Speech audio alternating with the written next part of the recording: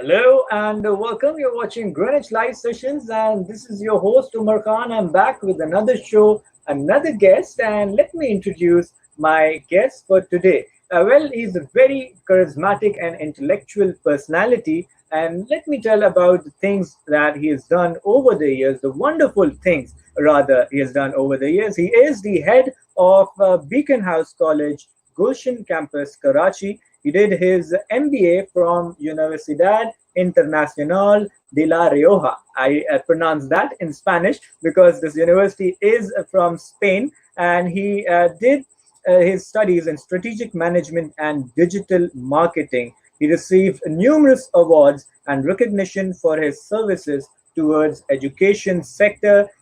Apart from all of this, he's also the member of Green Karachi Trust and Pakistan Bonsai Society.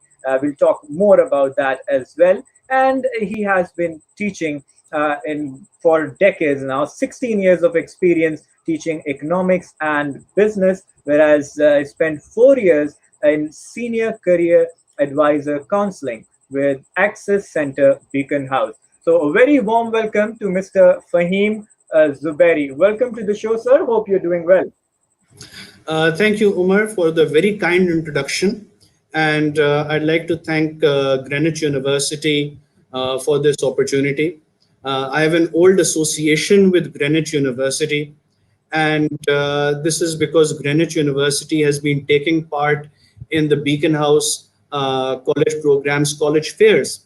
And we believe that it is a very good university which gives opportunities to students to select different programs and to excel in them.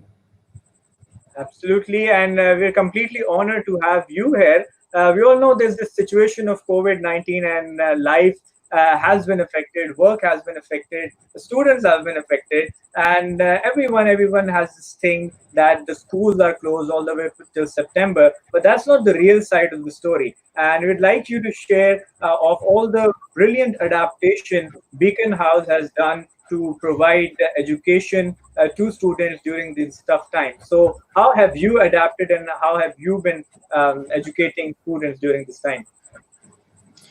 Thank you, Umar. I'm going to reply not just from my college's point of view, but from overall the Beacon House school system point of view. That Definitely. many people think that during this COVID situation, the schools are closed. Let Right. me assure you that the buildings are closed. The schools are very much open.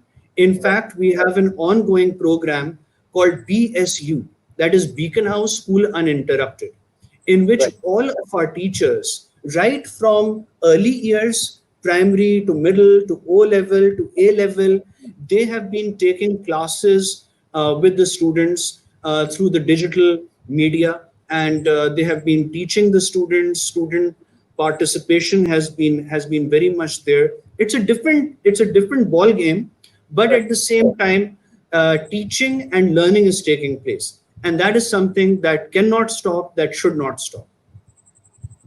Absolutely. And I believe that these are testing times, but at the same time, we've got lots of opportunities. The world has opened globally now because there are lots of courses and universities which a student can only dream of getting enrolled in. And now we have this opportunity to get enrolled in courses online, and most of them are free from big names and lots of reputed teachers. So I look at it as like a blessing in disguise and a big opportunity for students if they stay positive and look at it that way. Absolutely, I agree with you, Umar. And right now, many of the museums around the world, they are offering a virtual tour. I was looking at a number of books are available online free of cost, and like you were mentioning, that many courses are available online. So it is important as an educationist for the last 21 years. It is important that not only do you acquire a degree, it is important that you acquire those soft skills, and this Right. is something that every student, every individual needs to develop those soft skills, the ability to speak, the ability to take part in different things, and these are the things that you can polish during these taxing times. Absolutely right, and very well said. The skills, because what we are looking at the change in the education system, that globally all the big names, all the reputed universities are focusing on skill-based learning, and this is the future of education. What would you like to say about that? Absolutely, you're right, Umar, and we know that as a former career counselor, I worked in the Access Center as a senior career advisor. I help students make informed decisions about their future. Whenever students are applying to universities, even the top universities around the world, they are not only looking at their grades; they are looking at them from a holistic point of view. Right, And I'm very happy to say that the Beaconhouse school system has a program called the ACE, that is Active and Creative Engagement, which helps right, students, be part of at least one club or society. Whatever they have an interest in, they can be part of that. They could be part of the debating team. They could be part of community service, which is a very strong, program. I'd like to share a little bit about that as we sure. proceed. Absolutely, and I totally agree to it that a student needs some activity, because when we talk about too much of stress of education and courses, these kind of activities keep the students relaxed, engaged, and it tends to make them perform better. Like, I'll take my example. I was a sportsman, and due to my sports, my education had an edge. People say that if you're giving time to your sports, you cannot study at the same time. But I believe, and there's a study in Harvard as well, that a sportsman, as compared to a normal student, tends to perform better because he's used to performing under pressure, and the focus and determination is there. So, same goes with the students who choose arts or any kind of hobby or creativity, let it be music or debating. It always, like debating, enhances the communication skills. Music enhances the creative side and the spiritual side of students. So I totally agree to the fact that these activities are very essential for students. Absolutely, Omar. And I'd like to share something with you that Sure. we have been supporting students in physical activity as well. And probably we are the only school which has a full-fledged gym in all our Yeah. A-level programs. And not only do we have a gym, but we also have an aerobic studio for the girls as well. That is amazing. And we want all boys and girls because many times people think that okay, boys will go work out in the gym, get those big muscles and so on. But I think it's important that girls also need to work out. They should also hit the gym. They should also do aerobic, maybe do a little bit of yoga, and even if they want to work out, they can do so.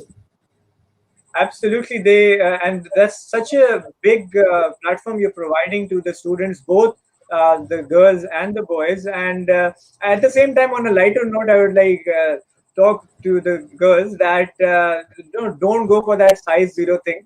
Even if you're going on diet, stay healthy, because going on this size zero thing, you'll get weak. So eat as much as you can, but at the same time, you have to work out to burn that fat. So staying hungry is not an option. Sir, you have such an exposure. You've been traveling around for your career counseling and all. You noticed different kind platforms and the way the structure is based in different countries. So share a little bit of experience regarding what you noticed. Well, Omar, thank you. It's a very important question. I have had the opportunity to work very closely with USEFP, that is United States Education Foundation Pakistan. And when I was a career counselor, I had the privilege of receiving the Best Counselor of Pakistan award as well. So our focus has always been that try to follow the field in which you have an interest. Many times students have come to me, parents have come to our counselors and asked that, okay, what field should we go in? Is there a scope for this field? I mean, so my answer is I do not believe in this word scope. Every field Right. has got scope. What is important is you reach the top of the ladder, you reach the pinnacles of success, right? And the world is your oyster, right? So if someone has an interest in art, he or she should pursue art. If someone is passionate about music, about dance, about literature, they should pursue that field, right? And and I think that right now what we need, especially in Pakistan, is we need thinkers, we need visionaries, we need leaders in order to make our country great. Absolutely, I cannot agree more. And such a beautiful thing you added here, that we need to support our young students, our young children, for pursuing the field that they love, for following their passion. And if we get support from parents, I think the potential and the talent we have in Pakistan, let it be music, let it be art, let it be sports, it's exponential. And we've seen that all our legendary figures in our sports, in our arts, in our music, most of them were supported by family. That is why they reached there. And the ones who were not supported, they were the rebels who followed their passion, reached the top, and then they made the example that, by following your passion, and especially the thing you mentioned, that people ask that, is there any scope? So there is no security of future. What matters in the end is what you're doing is you love that thing, and even if you earn less, at least you're happy, at least you're satisfied. So we need to change that mentality, that the only success is being a doctor and an engineer. There's also success being a chef. There's also success being a YouTuber. They're making millions. So money is not just the factor. What matters is how happy and satisfied and contented a human being is doing what they're doing, actually. Absolutely. So the important thing and my message is just follow your passion. Discover what you're passionate about. And my message to especially the youth who is looking at me, who's listening to our program, is that try to discover what your interests are. Explore the different fields. There is so much information available on YouTube, on Wikipedia. Read about these different fields. Don't be set on one particular path. Explore your different options and then follow your heart, right? Wow. Of course, parents would tell you, "Okay, beta, आपने doctor बनना है, son, you have to become a doctor." Uh, of course, respect for parents is obvious, but at the same time, you can convince them.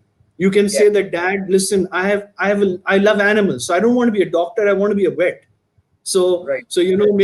Maybe if you're a good vet, you could be making more money than a doctor. So True. once you are passionate about something, money will follow. Don't run after money.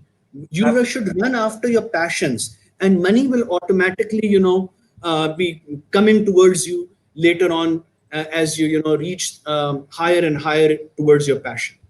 Absolutely, I cannot agree more. And the best thing about it is, when you're following your passion and you choose a career which you actually love.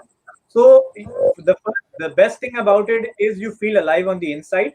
And the second thing is, you always do your work with your heart. You're always involved. You always give 1,000%, and you can create that magic which no one can by doing work forcefully. So that is the Mhm. edge of it. And at the same time, when we're talking about students, you raised a very good point, talking about the parents, that as educationists, we have to do counseling of parents as well. When we talk about students, it's very important to talk to and communicate to the parents during the parent teachers meeting session, and tell them that your child has extreme potential in this field. You have to support him in the field.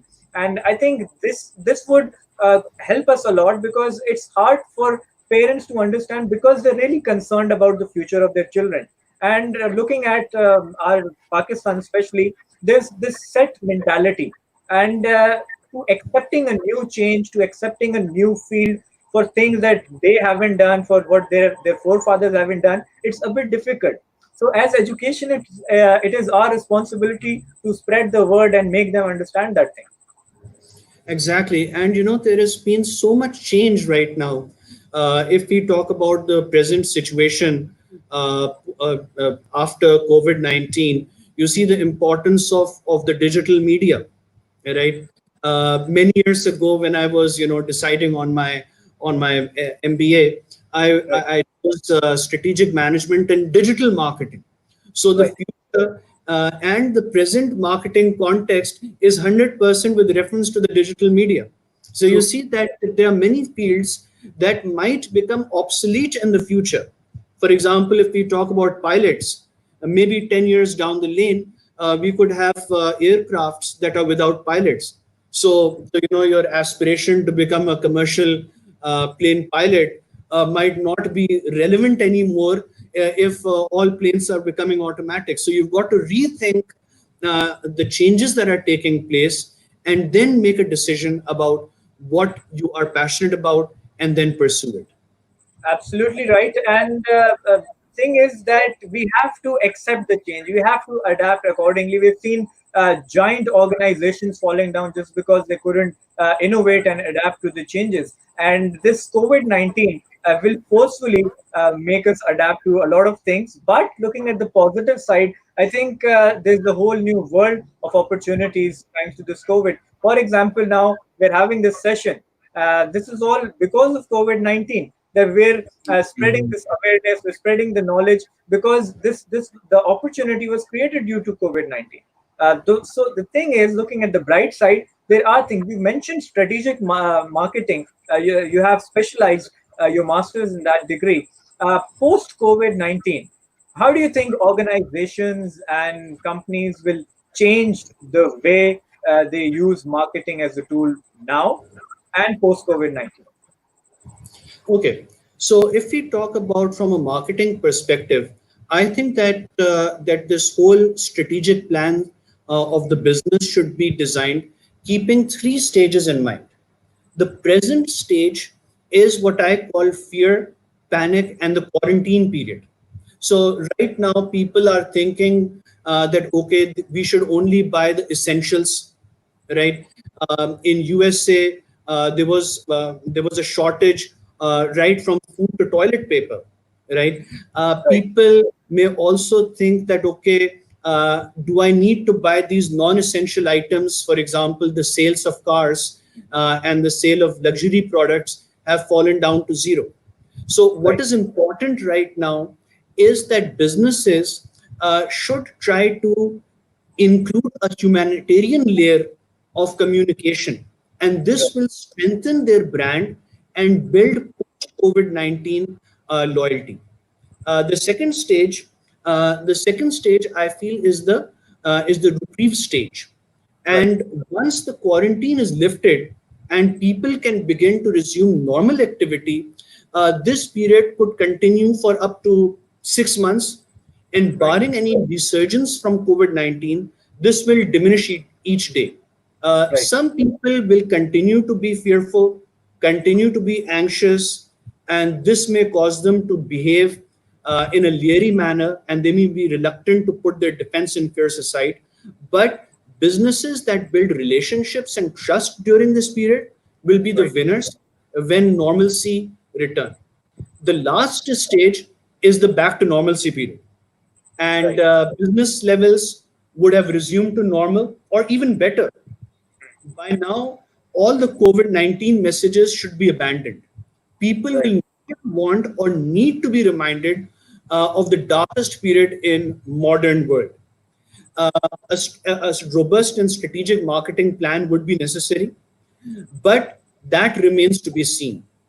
Right. I totally agree to it, because we need to stay positive and we need to be productive during these times, and we have to be constructive as well, because talking about negativity, talking about the things we can't do, is just a total waste of time, and that will just increase the level of panic that you were mentioning. So what we need to do is move forward, look at the adaptation, and see how we can adapt to the changes and move on with life, because I was reading this recent uh, thing from WHO, the article, which said that we might never see end of COVID-19, just like HIV. So we have to move on. We have to adapt and work accordingly. Absolutely. So the important thing from a business perspective as a marketeer is that we have to adapt. We've got Yeah, to see what is the situation. Businesses and organizations, especially service providers, they have right, got to look at it from a humanitarian point of view. right, So, I'm very happy to say that I'm working in an organization, Beaconhouse school system, which is doing just that. We are trying to give the maximum benefit to the parents, to the students, and just be sensitive to their needs. right. And another question that comes to my mind is because of this adaptation, we're moving towards less human contact. Well, it is fine with the services, the education side, the online selling, and everything. But there are certain things which cannot be done without human contact.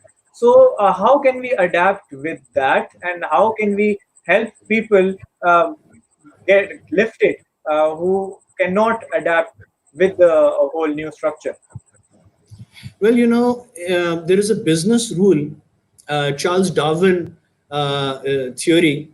It is survival of the fittest. So in the business world, you have to adapt. If you do not adapt, you would become extinct like the dinosaurs. So, Absolutely. for adaptation is very important. I see things coming back to normalcy in a very short period of time. I don't agree that this situation will never end. We Mhm. must always keep hope. We must always stay positive. And I'm sure that scientists around the world, they are working towards a cure, towards a vaccine. There is also some news about herd immunity concept that a few countries are adopting. So let's see how things pan out. But we do not want to be like Nokia, which Right. was not able to adopt and ultimately fizzled out. In the business world, nothing is set in stone, right? Just because you were at the top once, like Nokia, doesn't mean that you'll be on the top forever. You could be wiped out. Yes, I would relate an example to this, like when we walk. So it is a very big and simple example. Like when we walk, our one step is ahead at one time, and one step is at the back, and the next moment our other step is in front, and the that was in front gets back. So that is life in total. That at one moment you're at ahead, and the other moment someone else is ahead. So the constant innovation, the constant adaptation is there, and as you said, survival of the fittest. But at the same time, we have this responsibility for our rural areas people, or people who are less educated, or people who are less aware, to lift them up and help them during this time, because it's easy for us to adapt, but not everyone can adapt, especially when we talk about Pakistan and our masses of our population. So we do need to keep them in mind and carry them together. So any solutions for people who cannot very easily adapt to this change? Right. It's a very important question and a very complex answer, right? Right. I think that if you donate food to a person, you Hmm. can feed him for a day, you can feed him for a week. But if you Absolutely. provide him with a skill, you can feed him for a lifetime. He can support Absolutely. himself, he can support his family, his whole status could change. So I think it is important that the need to provide education, to provide literacy, to provide skill, to provide soft skills to the people who are living in the rural areas, right? That is important. And once we do that, I think that Pakistan will progress economically like no other country. I totally agree to it. And we do have the platforms, like when we talk about rural areas, there is access to internet throughout Pakistan. Even in the remotest of areas, people have smartphones, and we've seen on different applications that people are super active on smartphones as well. We see it on our social media in the remotest of areas, and people are celebrities over there making videos and posting it. So now, at the same time, if we educate them towards the right path of how they can use it positively and productively, they can make money out of it, they can earn a living out of it, and the whole problem can be resolved. Like, for example, we do have the structures of Jazz Cash and Easy Paisa around Pakistan, even in the remotest of areas. So if people cannot have access to online buying or online selling, they can always create a hub out like these structures, and there could be a middleman for these people who do not understand this whole IT based things, and they can help them as a bridge to enhance the business or for buying or selling. So there are ideas, but they need to be implemented. Absolutely, and I'll give you an example that if we take a look at the northern areas of Pakistan, handmade carpets are being made over there, and Right. it is the best quality handmade carpets in the world. Agree. Those handmade carpets, when sold in metropolitan cities like Karachi, Islamabad, Lahore, can fetch up to a 100,000 Pakistani rupees. And those carpets, once when exported to Europe, can sell for over 2,000, $3,000.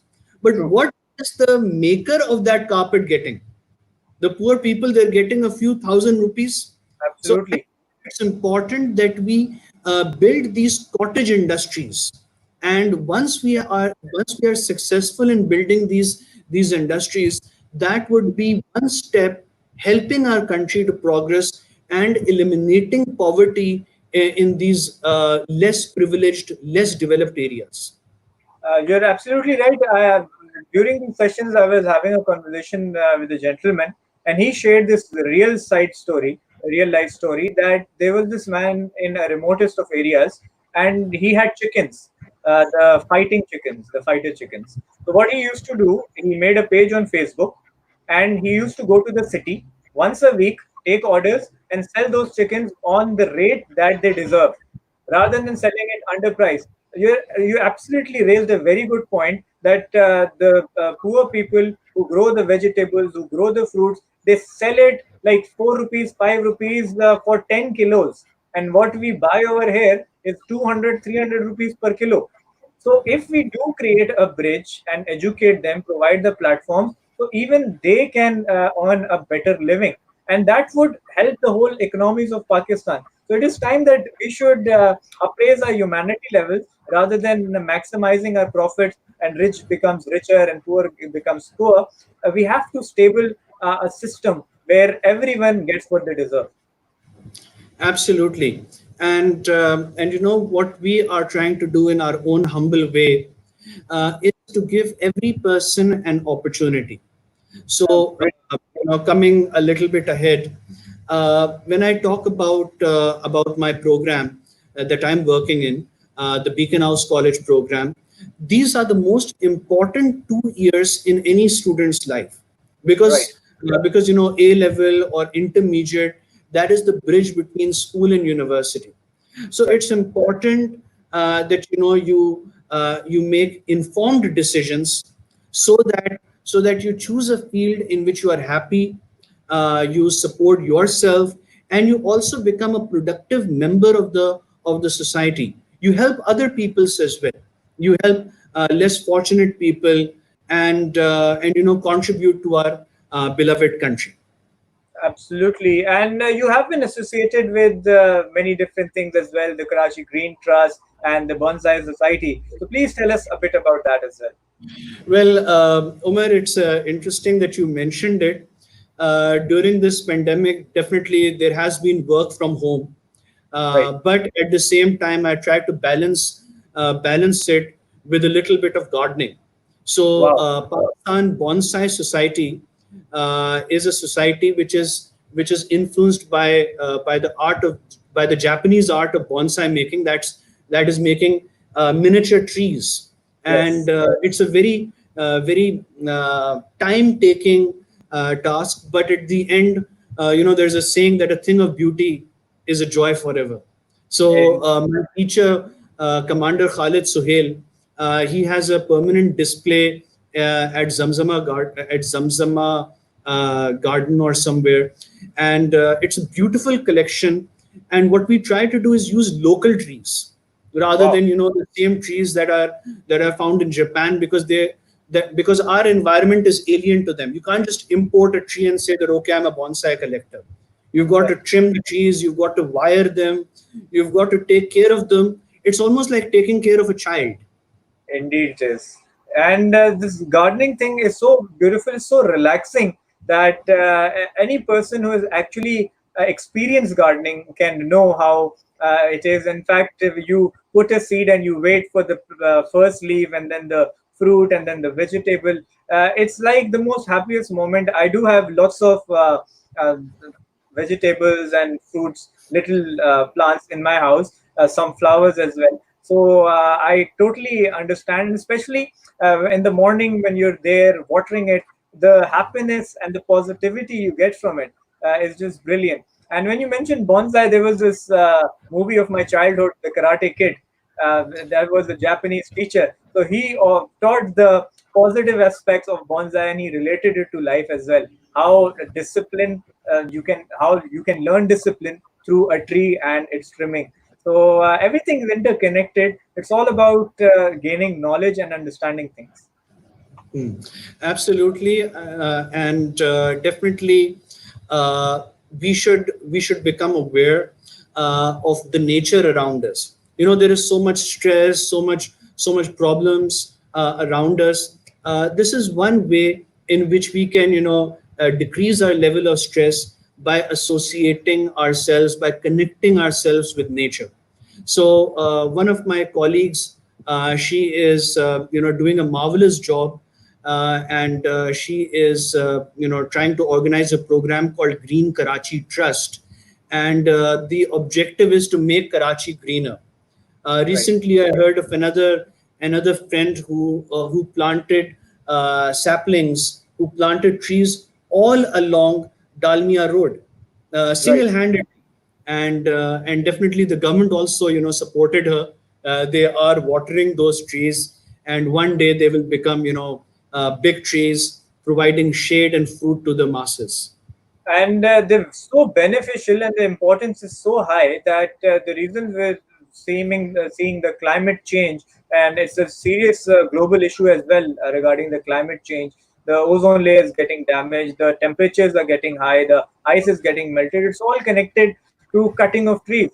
And even if you look at Karachi, the places where there were trees, now there are tall buildings. So these are reasons of the scorching heat and the rise of temperatures in Karachi. Like I don't remember any temperature raising 35, but now 42, 43 is an average temperature in Karachi. So we do need to plant trees. We need to understand the importance of planting trees. And I believe from this platform, I would request everyone to at least plant a single tree, not even five, plant a single tree in your house or outside your house. And believe me, once the tree will grow, you will feel the joy as we were discussing. So everyone has to play a crucial role, and you cannot benefit from it, but the generations to come will surely benefit from the seed that you sow today. Absolutely. That's very beautifully put, Umar. That the seed that you sow today will reap fruit, will reap benefits for generations to come. And it will be a thing that, your future generations will enjoy. They could sit under those trees, children could play under those trees, and it would really be a joy to see.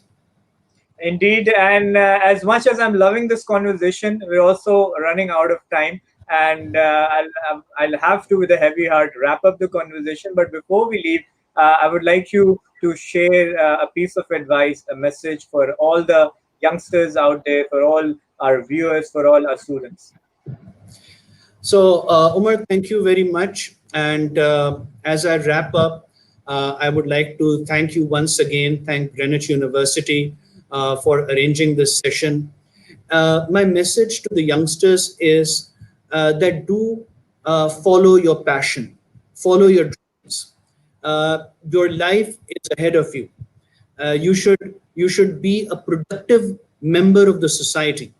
So I hope that you've learned something from our conversation. Have a good day. Thank you very much. Indeed, we learned a lot, and I learned a lot. And a constructive, a positive conversation and intellectual conversation is always a feed for the soul. And thank you so much for sharing your intellect, for sharing your experiences, for sharing your wonderful advices. I'm sure that the students will learn a lot, they will implement it on their lives, and definitely feel the change in the years to come. So we'll definitely have a session in the future. Before we leave, I would just say, please, you also take care of yourself, stay safe, and stay distant, even because people are going on a shopping spree these days. So we better stay home. And at the same time, when we talk about the whole Islamic world, there is a very big night today. So please do remember us in prayers. And because of this session, we'll also rush back towards our religious duties as well. So please do remember us in prayers. We'll be back tomorrow with another session with another guest. And if there's any topic you want us to talk about, you can always mention in the comments, and we'll definitely talk on those topics. So until next time, stay home, stay safe, take care of yourselves, stay positive, keep smiling, and Pakistan Zindabad. Allah Hafiz.